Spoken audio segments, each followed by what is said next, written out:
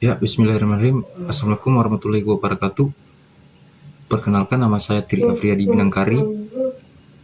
NIM saya 250302022. Prodi Teknik Informatika kelas A. Oke, jadi di video kali ini saya akan membahas tentang sistem operasi. Yang pertama, pengantar, kemudian manajemen proses, deadlock, perkembangan input-output, dan keamanan sistem operasi. Oke, yang pertama kita bahas adalah pengantar sistem operasi. Jadi ketika kita menyalakan komputer atau smartphone, hal pertama yang bekerja sebenarnya bukan aplikasi seperti Microsoft Word, Google Chrome, atau WhatsApp, melainkan sistem operasi itu sendiri.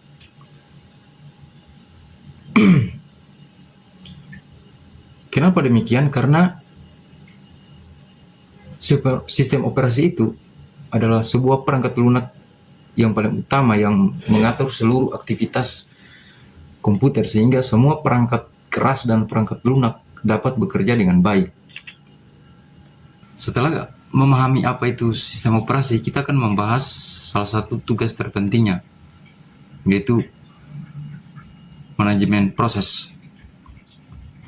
Proses adalah sebuah program yang sedang dijalankan oleh komputer. Misalnya ketika kita membuka Google Chrome, Microsoft Word, dan aplikasi pemutar musik secara bersamaan. Masing-masing aplikasi tersebut merupakan sebuah proses.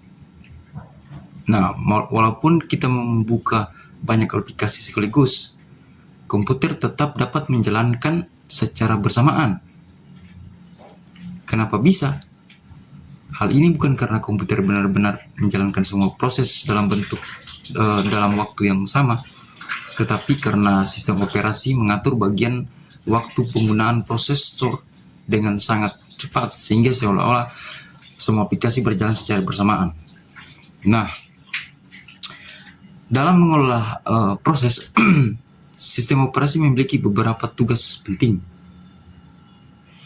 Yang pertama, membuat proses baru ketika pengguna membuka aplikasi. Yang kedua, mengatur kapan suatu proses dijalankan. Kemudian yang ketiga, menghentikan proses yang sudah selesai atau tidak lagi dijalankan atau digunakan. Kemudian yang terakhir, mengatur komunikasi antar proses apabila beberapa program perlu saling bertukar data. Gitu. Sebuah proses biasanya mengalami beberapa keadaan atau state. Awalnya proses berada pada kondisi new, yaitu saat proses baru dibuat. Setelah itu proses masuk ke kondisi ready, artinya proses sudah siap dijalankan tetapi masih menunggu giliran menggunakan prosesor. Ketika mendapat giliran, proses masuk ke kondisi running, yaitu sedang dikerjakan oleh CPU. Jadi agar semua proses dapat berjalan secara adil, sistem operasi menggunakan teknik yang disebut CPU scheduling, ya.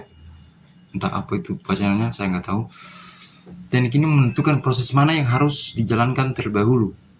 Beberapa algoritma yang sering digunakan antara lain yaitu first come first serve, atau singkatan dari FCFCS, round robin, priority scheduling, dan shortest job first. Oke, baik, materi selanjutnya adalah deadlock. Dalam mengatur banyak proses, terkadang sistem operasi menghadapi suatu masalah yang disebut deadlock. Deadlock adalah kondisi ketika dua atau lebih proses saling menunggu sumber daya yang sedang digunakan oleh proses lain, sehingga tidak ada satupun proses yang dapat melanjutkan pekerjaannya. Agar lebih mudah dipahami, bayangkan ada dua orang yang ingin melewati sebuah lorong sempit dari arah yang berlawanan. Keduanya sama-sama bertahan dan tidak ada yang mau mengalah. Akibatnya, keduanya tidak bisa bergerak. Nah, kondisi inilah yang dinamakan deadlock. Contoh lain dalam komputer adalah ketika proses A sedang menggunakan printer, tetapi membutuhkan scanner untuk melanjutkan pekerjaannya. Di sisi lain, proses B sedang menggunakan scanner, tetapi membutuhkan printer. Karena masing-masing menunggu sumber daya yang dimiliki oleh proses lainnya, keduanya tidak dapat melanjutkan prosesnya. Deadlock dapat terjadi apabila terdapat 4 kondisi, yaitu mutual exclusion, hold and wait, no prevention, dan circular wait.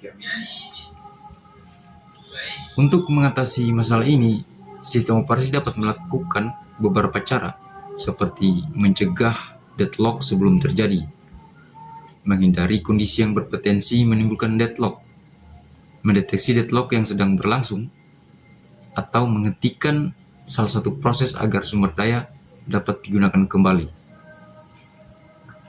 Oke, selanjutnya kita akan masuk ke materi perkembangan dan jenis input-output.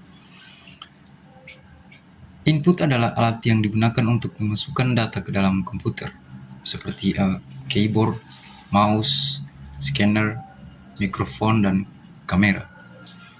Sedangkan perangkat output berfungsi menampilkan hasil pengolahan data, misalnya monitor, printer, speaker, dan proyektor. Seiring berkembangnya teknologi, perangkat input dan output juga semakin modern. Saat ini sudah banyak perangkat yang menggunakan layar sentuh ya, pengenalan suara, sidik jari, kemudian pengenalan wajah. Semua perkembangan ini membuat penggunaan komputer menjadi lebih mudah, cepat, dan nyaman. Oke, selanjutnya materi yang terakhir adalah keamanan sistem operasi. Keamanan sistem operasi itu bertujuan untuk melindungi komputer beserta data yang ada di dalamnya dari berbagai ancaman seperti virus, malware, maupun akses yang tidak sah.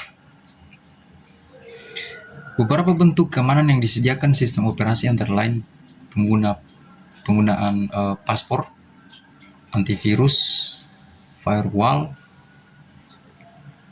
pembaruan sistem, serta penggunaan hak akses, pengaturan hak akses pengguna. Namun, keamanan komputer tidak hanya bergantung pada sistem operasi saja. Sebagian pengguna, kita juga harus berhati-hati, misalnya tidak mengunduh file dari sumber yang tidak terpercaya dan selalu memperbarui sistem agar tetap aman dari ancaman terbaru. Oke, demikian penjelasan mengenai 5 materi tentang sistem operasi.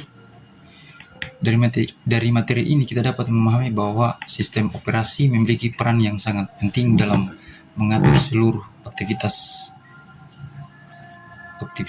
komputer agar dapat berjalan dengan baik, efisien, dan aman.